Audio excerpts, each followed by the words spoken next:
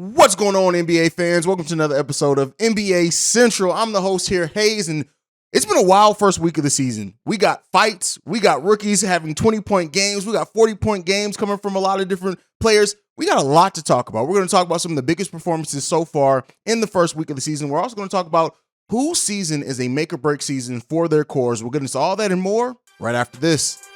The number one place for your daily basketball fix, NBA Central, hosted by the one and only CEO Haize. All right, fans, NBA fans. We're going to start this off just talk. First of all, the fight that happened at the Raptors game was just wild, right? The fact that, somebody got tackled to the ground. It's just a fight at the Heat and Raptors game in the first week of the season. Who would have thought that would have happened, right?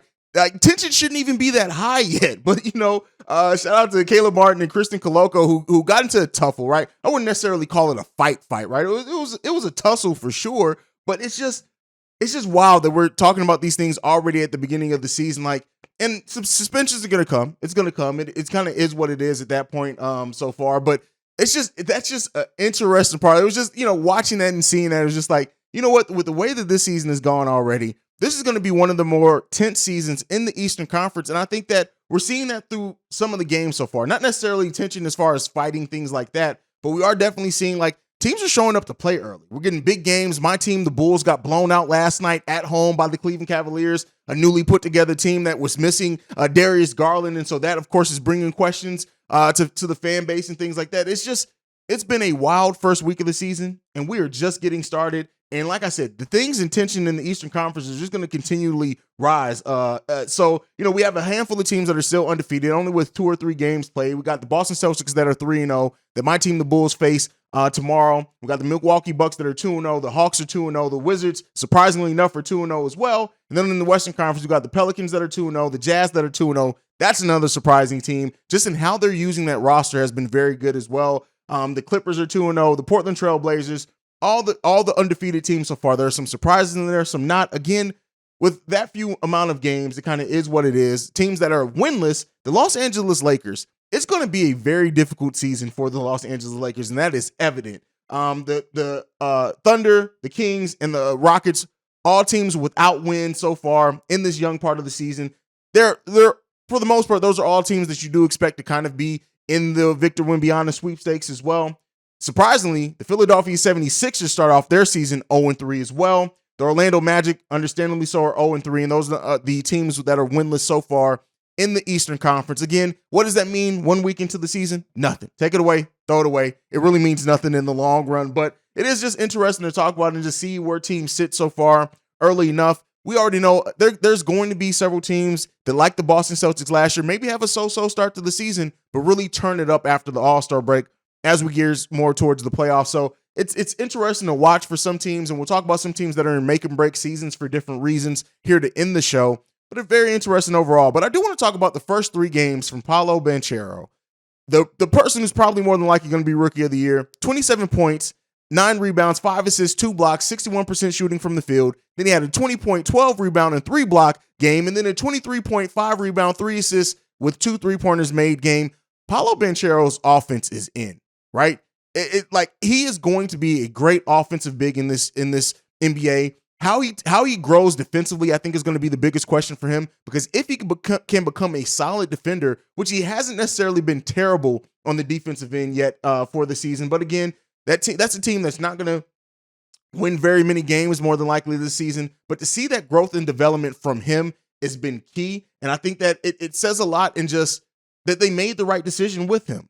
And he's going to be one of those players that, listen, yes, if you have a player that has that type of offensive game, and even if his defense comes around, but you know how to then build your roster going forward, you can build a roster with defense around him. And him and Wendell Carter just are combining so far to be a solid front court. Then when you throw in Franz Wagner as well, this Orlando Magic team is a team that they are kind of rejiggering some things, getting rid of some pieces, adding pieces that fit better together. That Mo Bamba contract, we'll see what that turns into. That he's still coming off the bench, hasn't really had the impact that he had last season, but kind of understandable when you've completely kind of changed the direction of your roster.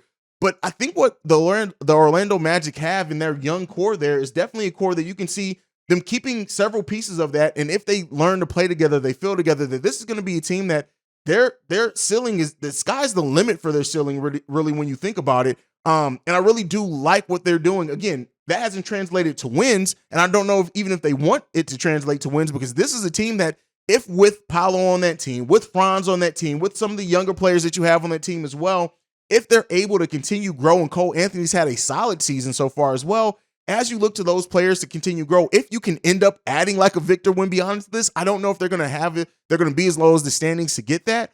This could very well be a team that we're talking about being a team that we're not expected to be in the playoffs. It's a team that we're looking at in the next 3 to 5 years that is going to make noise in the East and make things difficult for other teams in the Eastern Conference. Like, I'm very high on their roster overall, especially specific pieces of it. It sucks that some of them came from my team in the Chicago Bulls, but looking at the Orlando Magic, like I said, while it hasn't transferred to win so far, I'm really looking at this roster and I'm thinking they got a nice balance here. A nice balance. They need to add in some more defensive specialists, things like that, but this is a team that very much, as they're learning to play together, as they're learning to hopefully win over the course of this season and the next couple of years, this can definitely be a dangerous team in the Eastern Conference going forward. Now, Paul George had some big nights, especially with Kawhi, Wall out. He put up a 40-point game as well. Want to acknowledge him.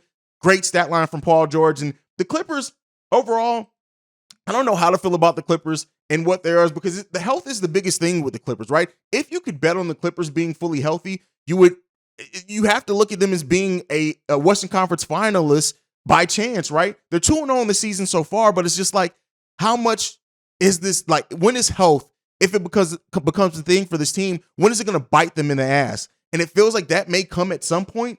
But again, the Clippers fully healthy are going to be a dangerous team in the Western Conference. And it's a team that, it's a fun team to watch. It's definitely one of my league pass teams. Now, when you get to the Luka Doncic in his game, 32 points, 7 rebounds, 10 assists, 2 steals, 2 blocks, and he's 6-1 against Ja Morant. The Dallas Mavericks are a team that I really don't know how to gauge, right? Had big performances from Christian Wood in a game or so, this one. Luka, even in that game that they lost to the Suns, looked well. And we know what Luka's going to be. We know what he can be and what he can mean to this team.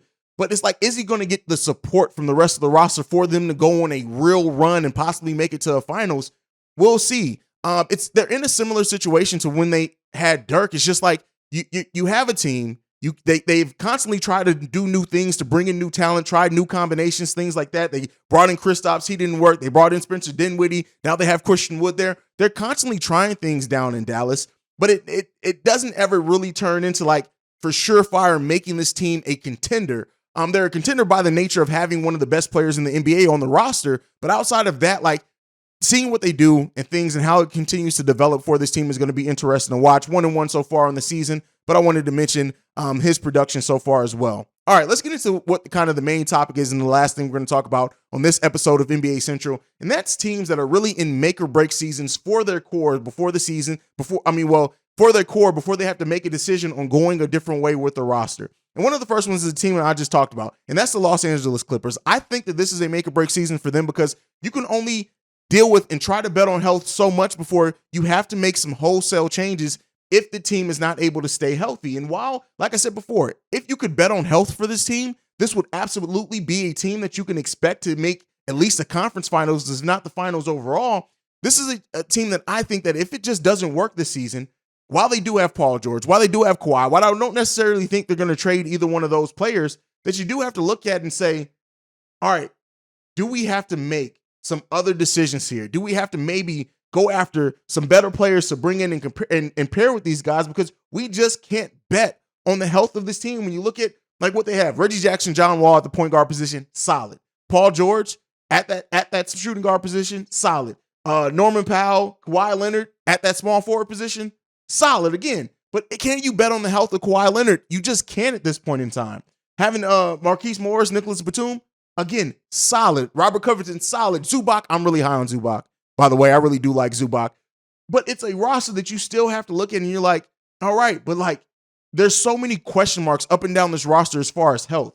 Kawhi, Wall, Batum for sure, Covington. Like there's so many question marks as far as health with this team. It's like, I do think that this team may look to make a big deal this upcoming offseason or maybe at the trade deadline if it's not quite where we want it to be. And I do think that the clock is ticking on this core. The clock is ticking on how much longer they can try to wait on this team to be healthy before they just have to go a different route or make a different decision. Let me know down below what you think about that one for the Los Angeles Clippers.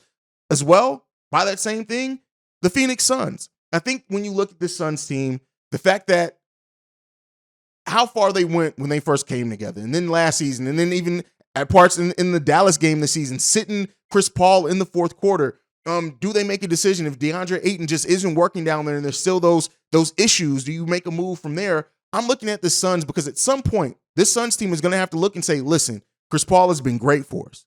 He's been good to great, and we like the pairing. We like how it's really changed this team and the dynamic of this team of bringing in Chris Paul. But at some point, Chris Paul's aging. You can't hang too much of your future on Chris Paul. At some point, this team is going to have to make a decision on if they're going to continue to try to compete now, or they're going to try to bring in some younger pieces to fit more with the timeline of players like Devin Booker, DeAndre Ayton, Cam Johnson, things like that. Or are they going to have to make a decision? They're 1-1 on the season. Again, even if they were 0-2 on the season, it's way too early to say that they're going to pull the triggers for sure. But I do look at this as being a team that is on that precipice of they may have to make some serious decisions about their core going forward, in my opinion. And the next one up, I'm going to put my team on the list. The Chicago Bulls. And while I'm still very high on the makeup of this team, I'm still very high on players like Patrick Williams, I'm still very high on what Ayo Dosunmu can do.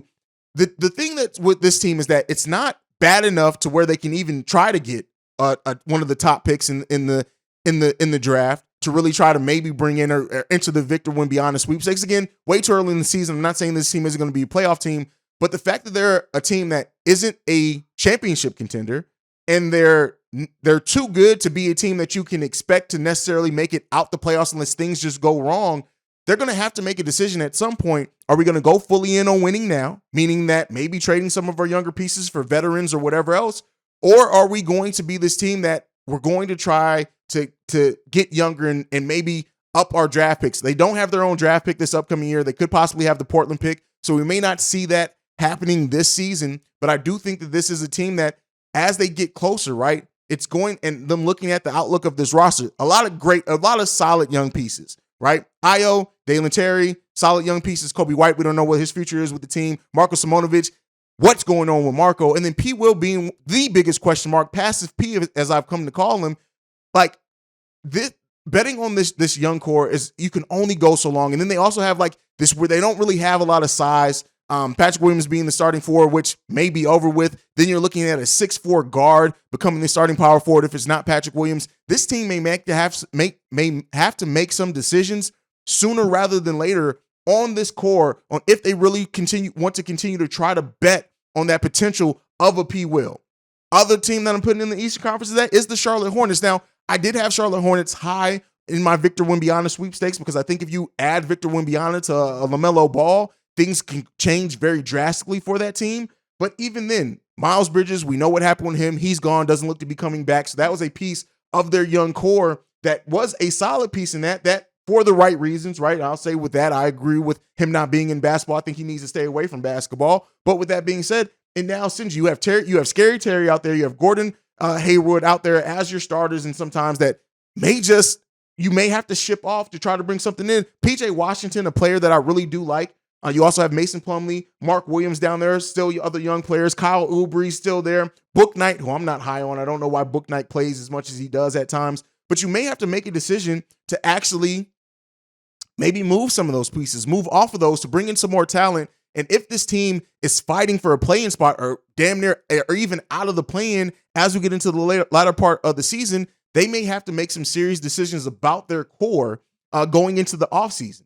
And then the number one that I'm putting on this list as well, and we're going to end it here, is the Brooklyn Nets.